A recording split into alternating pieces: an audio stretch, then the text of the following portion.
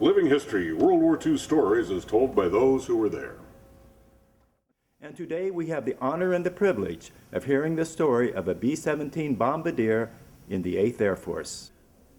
Lieutenant Joe Straus was a B-17 Bombardier with a 100th Bomb Group flying combat missions high in the skies over Europe.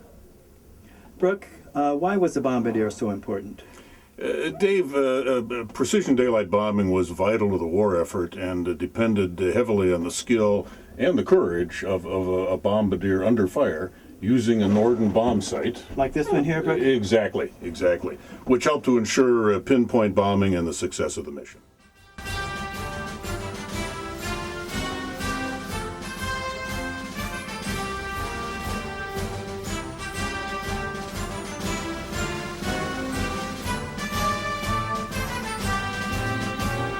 Triangular shapes were the 1st Air Division, which were all B-17s. The 2nd Air Division in the 8th Air Force were all B-24s, and the 3rd Air Division were all squares, A, B, C, D. We were square Ds, etc. There were only 3 divisions in the 8th Air Force as far as heavy bombardment was concerned.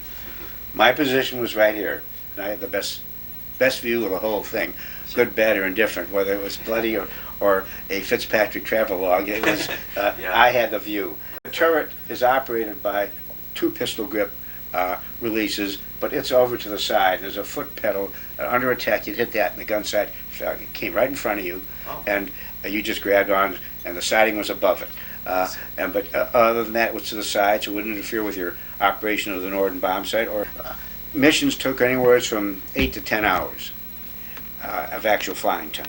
But for usually 10 minutes or so, from when the Bombardier took over the actual flight of the aircraft, Norden bomb sight was hooked up to the C-1 autopilot when it was engaged.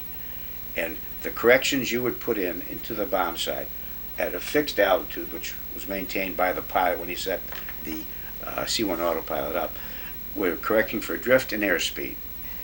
For that 10 minutes from what they call the initial point, the IP point, the bomb sight is flying the aircraft.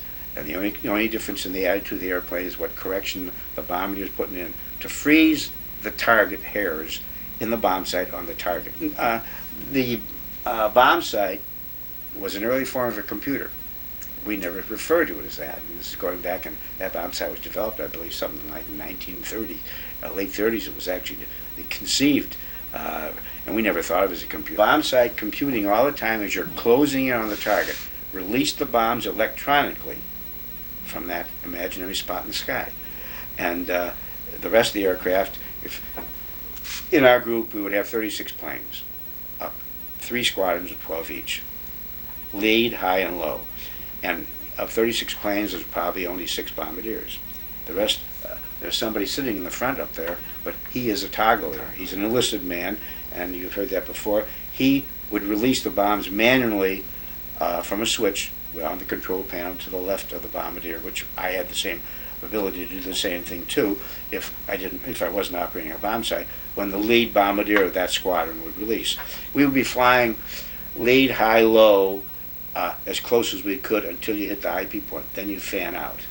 We weren't too worried about fighter attack at that time, because once we fanned out, we knew we would be subject to anti-aircraft fire, and the enemy didn't want to get shot down by their own anti-aircraft guns. Right. So, and as soon as we released the bombs, we would then regain our protective flying position, meaning get as close together as a group, the 3 squadrons, lead, high, and low. The bombs would go. You'd feel a surge, because you go up 500 feet right away when the bombs went, because we've lost 6,000 pounds. And then we'd peel off as fast as we could to get out of the attacking range of the anti-aircraft bursts, and regroup and go fly back home. December 24th, we arrived at the 100th Bomb Group, assigned to the 351st Squadron. The name of the base was Thorpe Abbotts, and the closest whistle stop town was called Diss, D-I-S-S, and that was in East Anglia. It was known as the Bloody 100th, because they had sustained very heavy losses. And when you get assigned to a bomber group, you go through 7 to 10 day training period. It's very involved, very detailed, and very important because you're putting up as much as, in the latter part of 44 and early 45, we were putting up as much as 1,000 to 2,000 bombers in a small area. Like it's hard to describe, but say we could say between Los Angeles and San Diego, and get them up without mid-air collisions to assemble as squadrons, groups, wings, and then divisions. And you'd have 3 divisions that all get in train and then take off for the continent, wherever the target would be. It was a masterful job of training and planning, but it worked. Yeah. First mission went to Cologne. I was scared. We came back. We didn't have. Frankly, we completed. Our crew got credit for 31 missions. We were briefed for 69.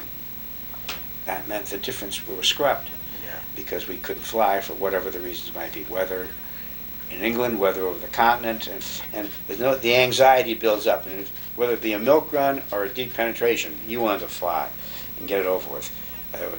That's my only answer to you. I mean, we were there to do a job, and that was it. That was it. I wanted to get it over as quick as I could, good, bad, or indifferent. And I don't think anybody felt any different about it. And, I mean, I wrote myself notes afterward, but the most I seen, just to give you an idea, Cologne was the first. Went to Berlin the first time in January 16th, 1945. No, then we went to Berlin again February 3rd. I got underlined. That must have been a bloody mission where we took some pretty good losses. I think I went to Berlin at least 6 times. One of the missions, and I think it was in late March, early April, we were under attack for the first time from Me-262s, the German twin-engine jets.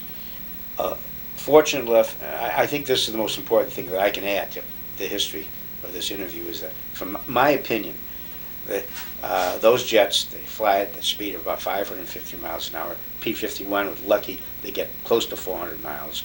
So therefore, fighter escorts were useless. But because the 8th Air Force, or all the Air Forces combined, were so successful in limiting the Germans' ability to produce oil products, petrol, etc., for their aircrafts, that they can only put these planes up in the sky for about 5 minutes, 10 minutes. They get up in the sun, high above us.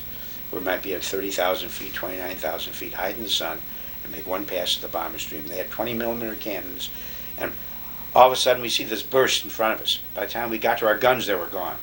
There was no way. If they were available 6 months earlier and there was ample fuel to keep them flying, I don't know if I'd be here. I don't think the 8th Air Force, the war might have been extended another year or 2. They were that effective. The Germans were that far ahead of us. I've had aircraft 20 feet away get blown out of the sky. Big orange ball flying right next to me, and bang, it's gone, falling down. I can't answer that. I can't answer why that aircraft, not us. I can only tell you, you experience, you see it, and you keep going, doing what you're doing. I think a better way of explaining, from the IP point on, during February or March over Europe, it's about 50, 60 degrees below zero, and we have these electric flying suits, which are no different than an electric blanket, and they work very efficiently. I always disconnected mine. The adrenaline was so high, I didn't need any heat, and because from the time of the beginning of the bombing run itself, and the IP part, the target, if you're under a fighter attack, you don't have time to think. I mean, it's fast. But from the bomb run, when you know you're a sitting duck, the same thing whether a direct burst hits you from any aircraft or a fighter hits the wrong spot, it can cause a plane to blow up and just fall out of the sky. You never think, you see it, but you keep going. It's not going to happen to you.